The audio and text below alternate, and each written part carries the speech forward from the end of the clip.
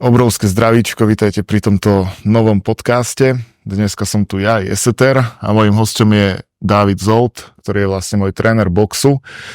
A povedz vlastne ešte možno trošku viac okolo tvojho pozadia, aby sme to priblížili, že aké vlastne skúsenosti, možno nejaké úspechy v rámci tohto športu si zaznamenal. Tak boxu sa venujem už asi takmer 20 rokov, presnejšie je to 18 rokov. A mám dokopy cez 200 zápasov, či v boxe, či kickboxe. A reprezentoval som Slovensko, či v boxe, či v kickboxe. V kickboxe som zaznamenal lepšie úspechy. Bol som dvakrát tretí na svete, raz tretí na Európe. A v boxe, tak bol som reprezentácii tiež, ale tam to už potom u mužov trošku padlo, ale inak viac menej som sa potom začal venovať trénerstvu. A cez trénerstvo sa venujem tomu už 14 rokov. Ale v poslednej dobe sa mi začalo viac dariť, začal som mať zaujímavejšiu klientelu, známejších ľudí a na väčších akciách, a preto som aj trošku vyhľadávanejší, pretože ľuďom dáva zrejme zmysel to, čo hovorím, a aj zmysel toho, že majú nejaké výsledky, a to sa potom odzrkadluje v ich živote. Takto by som to zhrnul. No dobre. No a vlastne na základe toho, že som ťa evidoval už. Vlastne, keďže sme vyrastali v jednom meste, tak sme sa poznali aj osobne a potom si sa presťahoval, takže nejak tak na tých Instagramoch sme sa sledovali, že čo sa deje, a videl som teda, že pripravuješ rôznych ľudí na svoje prvé zápasy. Napríklad aj tvoje tričko napovedá, že si pripravoval aj Rytmusa na jeho prvý zápas v boxe. To podotýkam, to nebol na jeho prvý zápas, ale na jeho druhý zápas, ale po takej dlhšej dobe. Ale aj na ďalší zápas som ho potom pripravoval spolu s mojim bratom Tomím, ale áno, aj jeho sme pripravovali. No, takže to mi tak vlastne aj trošku spravilo takú dôveru v teba, takže keďže ja som dostal tiež ponuku na zápas v boxe a predtým som zápas nemal, tak som ťa oslovil, či by teda sme mohli naviazať túto spoluprácu. No a začali sme sa pripravovať. Pripravovali sme sa od mája a v novembri, včera, či predvčerom teda konkrétne, som ten zápas mal. Bolo to v Maďarsku, v Miškolci, a ja osobne, keď mám za seba povedať, tak som sa cítil fakt, že dobre. Akože fakt na špičkovej úrovni. V životnej forme, po kondičnej, po silovej stránke, ale aj po mentálnej stránke, čo je veľmi dôležité, pretože o tomto sa v tej fighterskej komunite celý čas hovorilo, odkedy som prišiel, že dôležitá je tá psychika. Veľa ľudí si to možno neuvedomuje, ale jasné, treba si natrénovať ten úder, treba mať tú kondičku, ale pokiaľ si to sám prehráš v hlave, tak je to stratené. A v rámci tej prípravy sme pracovali aj na tomto presne, takže si mi tam dával stále nejaké tipy, know-how, ako sa pozerať na tie situácie z hľadiska tých emócií a tak. Čiže myslím si, že aj v tomto smere som sa cítil dobre, či už pred zápasom, počas zápasu, po zápase. Na to už samozrejme sa až tak veľmi chystať netreba, čo sa deje. No, takže takto by som povedal. A dokonca po tom všetkom, čo sa udialo v rámci zápasu, som došiel nakoniec takej myšlienky, že sme tú prípravu možno až prekalibrovali. Že sme sa pripravovali na profesionálneho boxera a možno, že ten jeho štýl bol taký viac detský a tým pádom to tak zvláštne nabodoval a nakoniec nám ten zápas nevyšiel s tým, že on tam bol dobitý, upachtený, ja som poriadne nedostal žiadny kritický úder a bol som ten, čo prehral. Pritom som celý zápas tlačil a vyvíjal dominanciu. No, ak ti môžem do toho skočiť, tak ja s odstupom času, po tých 2 dňoch to vnímam tak, že ty si mal naozaj v tej príprave na sparingoch skúsených borcov, ktorí sú technicky a takticky vyspelejší ako supera, ktorého si mal.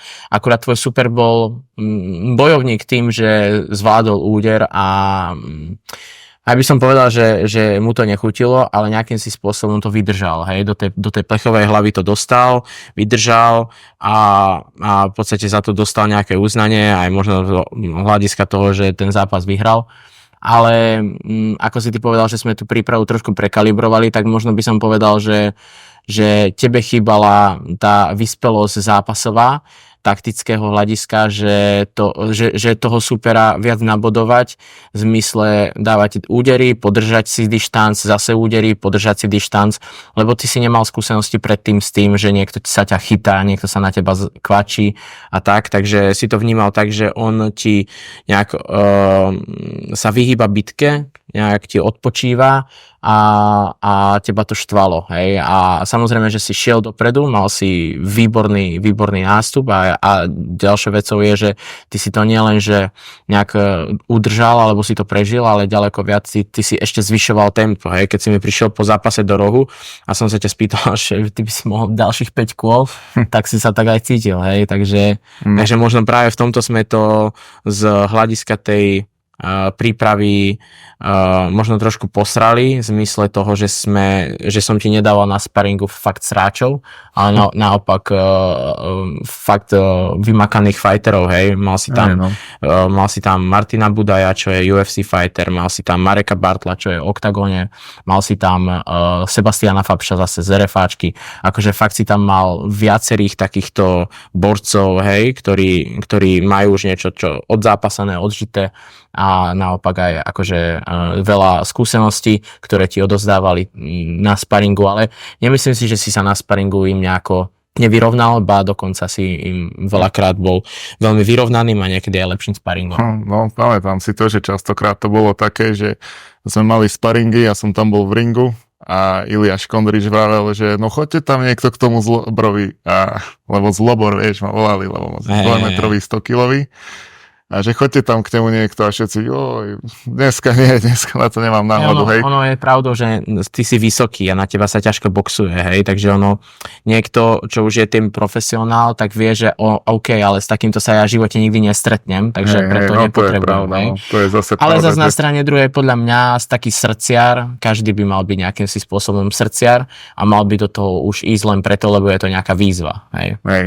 No ale toto ešte, aby sme možno tak uviedli aj pre divákov, že čo tým prekalibrovaním myslíme, lebo však akože taký nejaký sedliacky rozum ti povie, že však keď si natrénovaný na profíka, tak predsa amatéra tam musíš zmastiť ako malinu. No to síce áno, zmastíš, ale to bol problém ten presne, že tak on mal také amatérske ťahy tým pádom, hej, že tam dal nejaký žebrácky úder jeden, ktorý mnou absolútne neotriasol nič, len proste tam bol úder, bol čistý, OK, tomu musíme uznať, že to trafil, lenže mne to nezobralo ani štipku nejakej sebaistoty v tom zápase, že on mi tam trafil, proste si poviem, on ma trafil, ja som si povedal, toto je tá rana, toto je to, čo dokážeš a nič, hej, tak dal som si tam kryť, že udri si koľko chceš.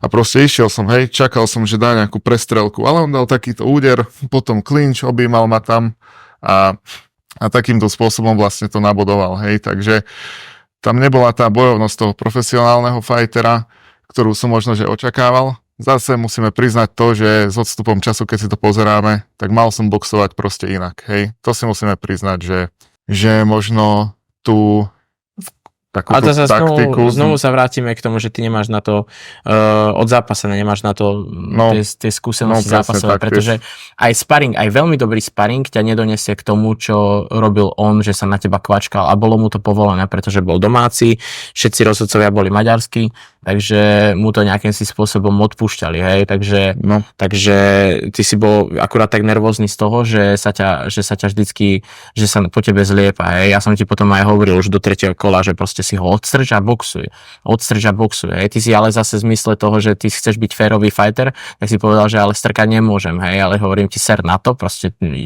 choď tam, odstrč ho a zase boxuj, preto to 3. a 4. kolo si ešte ďaleko viacej prevýšil, akurát nestačilo to na to, aby si svojho supera sekol. No, takže, hej, no, presne tak. Takže bolo to také čudné, no taký zápas o ničom z môjho pohľadu, lebo on mi síce dal čisté údery a ja keď som mu aj dal údery cez skryt, ale bolo na ňom vidno, že má červenú hlavu, že je dobitý, že je zlomený a toto bola aj naša taktika, proste zlomiť ho psychicky. A tú psychologickú hru sme hrali už v podstate od začiatku, aj takú mediálnu, že aj na ten Instagram sme dávali také videá, že nič, že ledva trénujeme, že išiel som si zabehať a také. A už bol nalomený na staredowne, tam to bolo vidieť, si myslím, z môjho pohľadu. Z môjho pohľadu tiež bol taký video, že aj oproti nemu stojí vyšší, väčší chlap. Doteraz on bol vždycky vyšší, väčší. A teraz zrazu sa naozaj postavil proti múru a videl, že nevidí zaňho, hej. No a z môjho pohľadu tam bolo to, že aj čo sa týka tej nejakej, ako si ty povedal, toho zdieľania na Instagrame, tak my sme to v podstate viac menej ani celú prípravu ani nejako, že veľmi nezdielali. O tom vedeli viac menej ľudia z OFI, hej, vedeli o tom ľudia, ktorí sa s nami stretávali, či na tréningu, alebo proste v tej OFE, hej.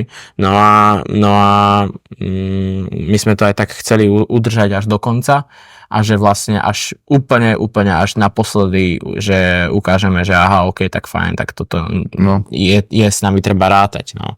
A on presne, on bol taký prehypovaný týpek, veľké ego, hej, milujte ma všetci, ja som co najväčší král, lebo som v nejakom...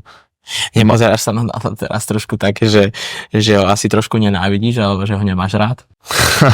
Tak nie, tak je to taká športová rivalita, hej, kebyže tuto teraz sme spolu a neviem, ideme piť čaj a rozprávať sa o krížovkách, tak som s tým asi úplne v pohode, ale v rámci toho športu tam samozrejme akože to musí byť, hej, taká akože tá neuráživosť, lebo tak to trošku k tomu patrí. A je to také, no, že keď ja sa dostanem do boxu, sa mi zapne beast mode a to je nič, to je žiadne emócie, žiadny súcit, to je ideme sa byť.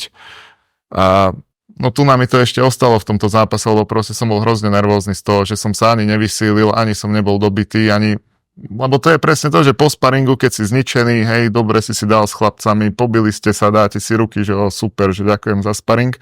A toto bolo také, hej, že som skončil čerstvý, ani ráno som poriadno nedostal a ešte som aj prehral, tak vo mne ešte akože ostalo ten zápal, že či kokos, ja sa chcem ešte byť, že toto není možné. Hej, ja ťa chápem, lebo ty si v podstate mal fakt, že dosť silnú a dosť ťažkú prípravu a vo svojom vnútri si sa pripravil na niečo ďaleko ťažšie, ako si reálne zvládol, hej. Takže a ešte na to dosť zlé je to, že dokonca viac menej, že si prehral, takže nie si ani tým spôsobom ohodnotený, že by si vo svojom vnútri vnímal, že OK, že misia je splnená. No, hej, lebo toto, že OK, keby tam prídem, dobije ma ako štenia, alebo ma tam vypne, alebo čo, ale toto bola taká úplne taká odveci prehra, aj celkovo z toho takého nejakého emocionálneho hľadiska, taká o ničom prehra, vieš. No, dobre, ale teraz ako je tu taká otázka mňa na teba, že pozri teraz,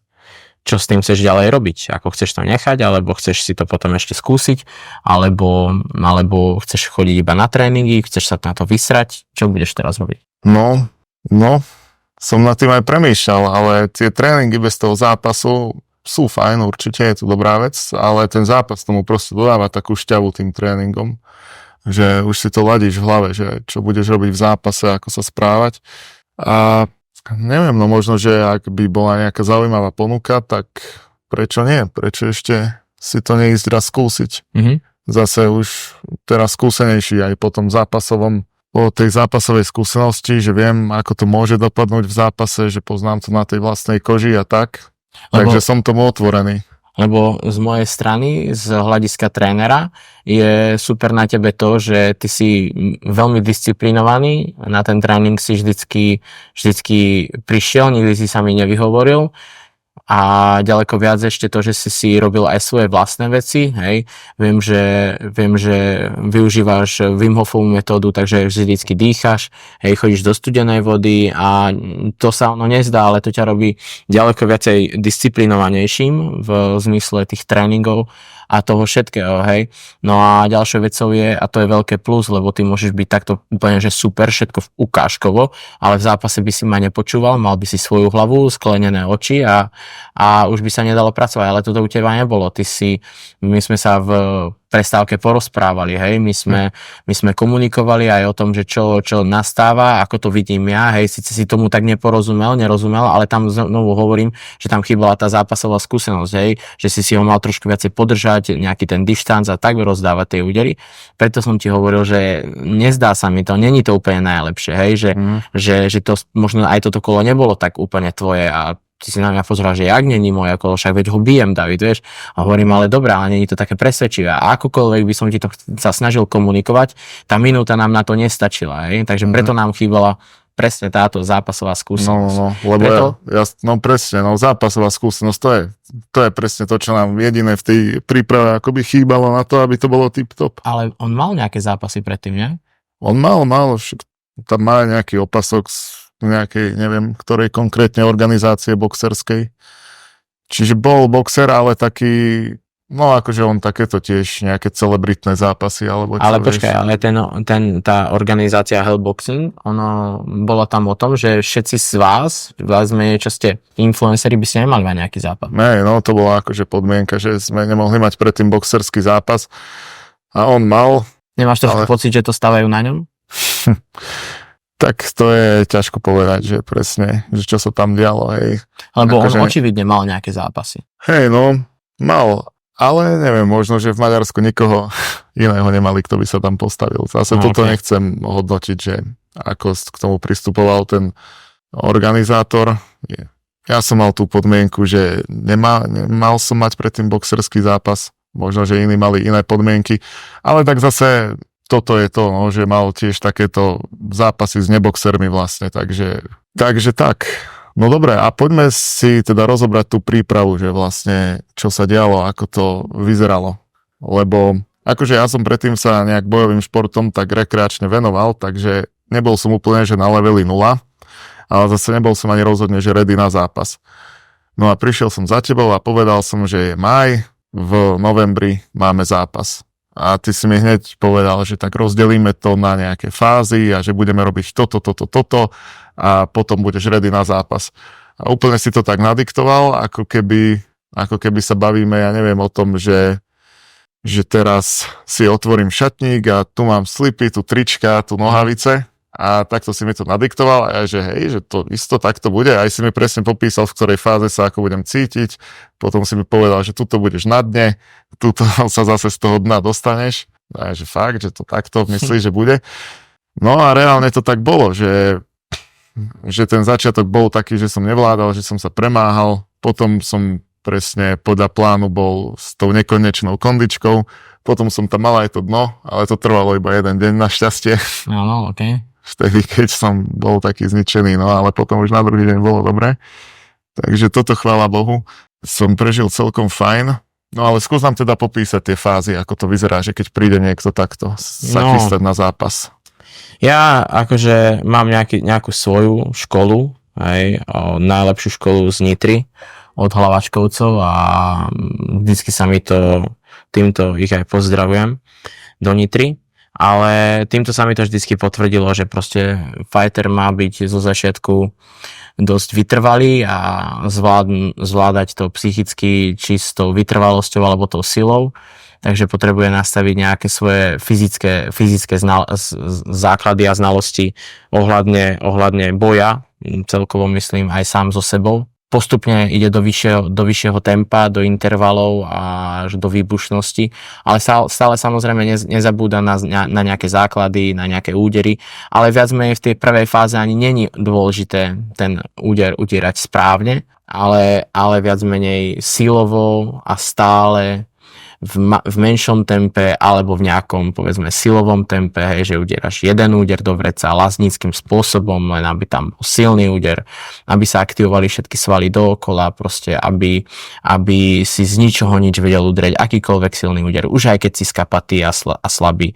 A postupne, čím sa ten zápas blíži, tak to viac menej tak cibríš a postupne to potom tak menej v tom zápase malo byť úplne také vyostrené, rýchle, proste agresívne a stále by si mal vedieť aj čerpať z toho, že to vieš aplikovať na dlhý zápas, proste, že na dlhé kola, vo veľkých výmenách, v prestrelkách. aby si to aj mentálne zvládal, že proste OK, aj keby bol super silnejší, lepší, niečom chytrejší, tak vlastne možno ku koncu toho zápasu to viac menej vyhráš na tú kondíciu, na tú silu, na tú mentálnu stránku toho, že tú prípravu si neodflákol, ale že si dal do toho fakt naozaj všetko. Čiže z druhej strany znovu nájdeš sa sebe to v tom vnútri tú silu, že ale aj tak ho dorazíš, aj keby iba čiapkou, vieš. Ale že to dáš do toho konca. Takže ja by som to takto povedal.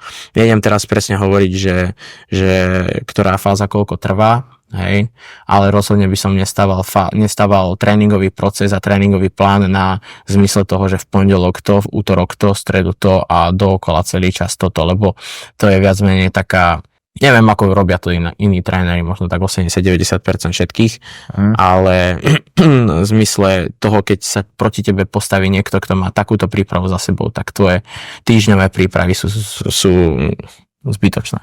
Hej, no.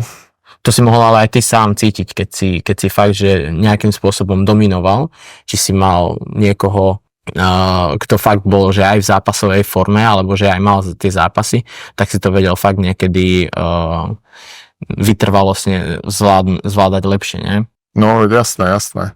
Ale to je tak trošku otázka na teba, hej, že či si to tak pociťoval, alebo nepociťoval. Ja, no môže byť, akože ja som sa počas celej tej prípravy cítil dosť dobre, hej. A vždy bolo tak, že koho mi tam dali na ten sparring, toho som bral, hej. Mm-hmm. To bolo jedno, či mal 150 kg, či mal, ja neviem, proste 1000 zápasov, či 15 zápasov, bral som to a myslím si, že akože nikto nebol taký, že by ma nejako brutálne zaskočil a že by ma nejako brutálne dobil, hej, aj keď to boli dobrí chlapci a mali sme aj tvrdé sparingy, ale myslím si, že to tempíčko sa tam darilo pomerne držať. Jo. Nie? Určite. A ešte ďalšou vecou je, že v zápase si mal 2-minútové kola, ale na sparingoch si mal 3 až 5 minútové kola. No, takže to tiež v tej kodičke určite dobre prispelo teda. No a tak. No a veľa ľudí proste rieši to, že keď vidí takto box alebo zápasy, tak povie, že že ja si to neviem predstaviť, že sa tam postaviť a toto. Ale presne to aj súvisí s tou prípravou, že však jasné, že si to neviem predstaviť. Vieš, ani ja si teraz neviem predstaviť napríklad, že sadnem do lietadla a odšoferujem ho do druhej krajiny, hej. Ale letec, ktorý prišiel na tie skúšky, najprv sa naučil nejakú teóriu, potom sadol na nejaký trenažér, potom postupne skúšal nejaké kratšie trasy a tak sa do toho dostane a teraz to preletí úplne, že ani sa nad tým nezamyslí, vieš. Takže to je to isté aj v tom boxe vnímam. No, určite áno. Že aj ja keď som prišiel, tak teraz pred toľkých ľudí tam sa postavím a mám boxovať a čo ja vlastne budem robiť. Ale tým, že presne tá príprava, vždy sa asi vie, že ako dlho je to do zápasu, takže na základe toho sa asi aj rozvrhne tá príprava. No a postupne, ako si prechádzaš tými fázami, získavaš nejakú sebaistotu, zistíš, ako to tam chodí. Možno, že čerpáš aj nejaké to know-how tým, že sa tam bavíš so skúsenejšími fightermi. V tom napríklad tá OFA má obrovský prínos, že tam je veľa týchto profíkov a že ti vedia povedať aj tie svoje skúsenosti z tých prvých zápasov, aj už skúsenejších a vedia ti povedať, ako sa na to aj tak mentálne nachystať. Takže ako takto postupne prechádzaš tou prípravou, tak si sebaistejší ísť do toho ringu. No a ja tiež z toho, že som si to nevedel predstaviť, som prešiel do toho, že už mi ho tam dajte, nech mi nikam neutečie. Aj to je inak akože dobrý a správny impuls toho, že vieš, že tá príprava má presný postup a má zmysel, že už nejakým spôsobom si do toho zápasu hladný. Hej? No a tak, hej, ale ako hovoríš, tá príprava spočíva v tom, že sa na ten zápas máš pripraviť a veľa ľudí si to nevie predstaviť, ale veľa ľudí má za mňa, že myslia svoj terajší stav, že no tak teraz, tak ja by som sa tam nevedel postaviť, ale oni nehovoria to, že by som sa na to pripravil a potom by som sa nevedel na to tam dostaviť, ale viac menej vnímajú to, že aha, ok, tak teraz asi sotva. Ale oni len preto, lebo si nevedia predstaviť, že by nejakú takú prípravu museli absolvovať, alebo že tomu niečo takéto prechádza. No, presne tak. Čiže v podstate áno, že v súčasnom stave, keď je človek aký je, že aj keď niekto z vás náhodou má ponuku na zápas alebo tak je to možno ťažké si predstaviť, ale presne na to je tá príprava. A keď máš dobrého trénera, tak ten ťa na to nachystá. Hej.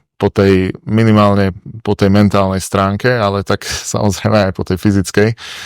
No a v tom je napríklad Dávid dobrý, hej, že on vidno, že má tie skúsenosti a že robí toho trénera dlho a dobre, takže ak si niekto z okolia Bratisky, tak tu je cesta. Nie. A tak no, a myslím si, že v tomto sme tiež mali obrovskú výhodu v rámci aj toho zápasu, o ktorom sme vraveli oproti súperovi, že tá psychika, lebo on už bol zlomený, ako sme vraveli aj na tom stairdowne, ale potom sme ho ešte lámali v šatni, že sme mali šatni vedľa seba a on počul, čo robíme my. Hej, ale to už je také, vieš, to bolo viac menej možno takým šťastím, že sme mali tie šatny vedľa seba. Hej, no, ale počul, ako sme lapovali, z začiatku sme tak zahúčka, išli lapy a potom bomby, že som tam kričal do toho riadne do tých úderov. To je také z galanty, vieš, že musíš plieskať lapami úplne najviac a potom, že ty kuku, že ten má strašné bomby, vieš. A on to počul a z druhej strany, z druhej šatne sme už iba počuli ťažký dých. To čo sa tam deje? A potom on skúšal lapovať a my sme počuli tu, úplne bolo vidno, že je stuhnutý, vystresovaný. Bolo počuť, že mu to naozaj neplieská, ale to nejdem teraz akože rozoberať, viac menej analyzovať, hej, ale ak sa naozaj, že niekto pripraví, ale ak sa naozaj niekto rozcvičuje na zápas, ja viem, že tam potrebuješ dávať údery do rýchlosti, do maximálnej výbušnosti. Samozrejme, že predtým sa musíš ponaťovať a porozcvičovať, hej, nejde to hneď. Ale v tom zápase chceš naozaj, že tomu druhému otrhnúť hlavu, tak to znamená, že musíš si to aj na tej rozcvičke predtým vyskúšať. Takže keď sme počuli tie jeho údery, tak to bolo, že ty kokos, veď on je úplne stvrdnutý, takže ja som ti to hneď povedal, že on bude tvrdý a nebude rozdávať ani silné, ani veľa úderov, takže na to sa chystaj. A tak to aj v podstate v zápase bolo. On sa vždycky zmohol tak na jeden úder, maximálne na dva, ale bolo to slabé, bolo to pomalé a ono, keby si možno mal silnejšieho supera, tak by si sa zmohol aj ty možno na nejaké výmeny, na nejaké povolovania. No, ale znovu sa budeme vždycky vrátiť k tomu, že u teba nebola zápasová skúsenosť. Tvoj druhý a tretí a 15. zápas by vyzeral úplne. No, ako to priznávam, že mal som inak zaboxovať. Mal som si viac ten dištanc držať, aby som vedel lepšie napriahnuť údery. Toto bol taký zápas, veľa sme sa tam objímali. Padol jeden úder, zase sme sa objímali, tak to bolo také o ničom, ale nevadí, akože skúsenosť určite dobrá, som rád, že aj takto, že medzi tými ľuďmi som sa do toho postavil a tak. A super, takže bolo to silné, určite minimálne silné obdobie života, celá príprava aj so zápasom, fakt som si to užil. A celkovo aj ten výlet do Maďarska, čo sme išli na zápas, som si užil, lebo sme veľa jedli. Potom sme boli vo výrivke do 4 rána. No, bola to sranda. Takže bolo to fajn, Dobre, čiže to asi možno, že aj by stačilo na tento podcast. Jo. Prebrali sme zápas, prebrali sme prípravu, trošku aj nejaké svoje pocity a dojmy. Takže ak ho niekto dopozrel až sem, tak ďakujeme za pozretie. A možno, že ak ste fakt také angažované publikum, že nám dáte aj komentár, tak sa môžete niečo opýtať, alebo niečo doplniť, alebo tam napísať nejaký hejtík. Budeme radi.